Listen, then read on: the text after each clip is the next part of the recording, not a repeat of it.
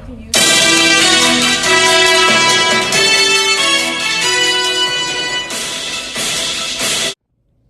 Thank you for joining us on this evening on August 20th, 1994. Today we will be covering the final decline of mass genocide in the country of Rwanda. The origins of the conflict date back to the colonial days when Belgians declared Tutsis superior to Hutus.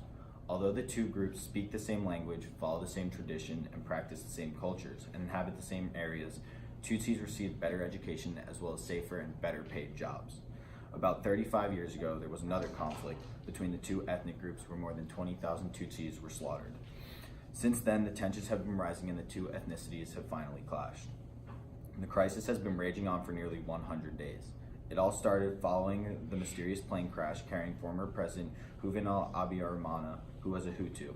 In the months that followed, more than 800,000 people were slaughtered, mostly Tutsis. Thousands of Hutus were also killed due to opposition to the genocide performed by others. Along with the mass genocide, countless people died due to sickness and quick-spreading diseases. Famine also plagued the region during the crisis. Interviewing a Tutsi that managed to survive, we are going to send it off to Zach, who is in Kampala, Uganda. Thank you, Gianluca. I'm here in Kampala, Uganda, where more than 200,000 Tutsis sought refuge from the terror. The aftermath is devastating, with a plethora of destruction across multiple villages. I'm standing with Haned Eid, a Tutsi that managed to survive. Tell me, Haned, how did you and your family manage to escape the wrath of the Hutu-dominant government?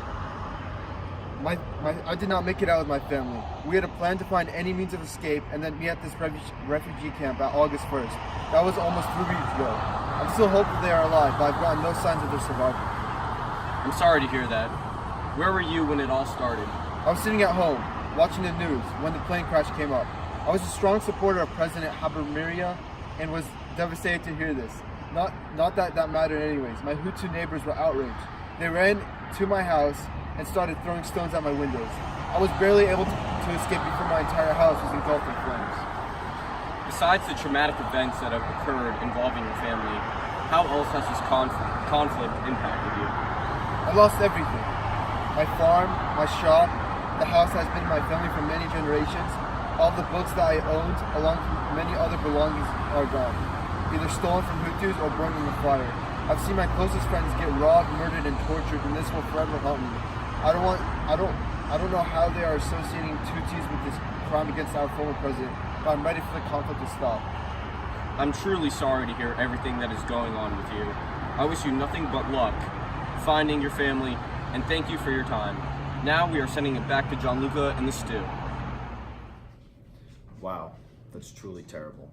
Throughout the conflict, many countries in the world, such as France, sent troops to try and obtain a ceasefire in the region.